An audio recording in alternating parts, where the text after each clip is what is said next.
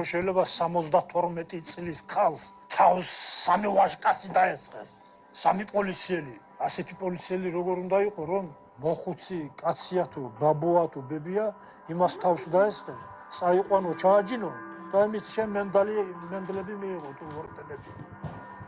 ეს არის ერის გადაგვარება. ქართველი რა არის? შენი ჭირიმე, შენ გენაცვალე.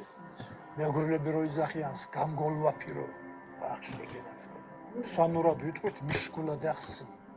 ანუ რას დამრჩენია ცხოვრება, რას დამრჩენია წუთები ცხოვრების, ამას გაძლევ შენ ფეშქაშად რა. იმ ხელა სიყვარული და გამოგიცხადო. ეს არის ქართული. ეს როგორ არის ქართული ბიჭო, შენ ორ სიტყვას ვიტყვი და ადგები და თავს გამიხეთქავ. ეს არის ქართული?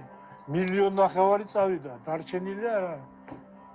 მე ასე ვფიქრობ, რომ ის ვინც წავიდა რაღაცა ამუსამართლობას გაექცა რა. ამუსამართლობას, ამუქონლობას გაექცა.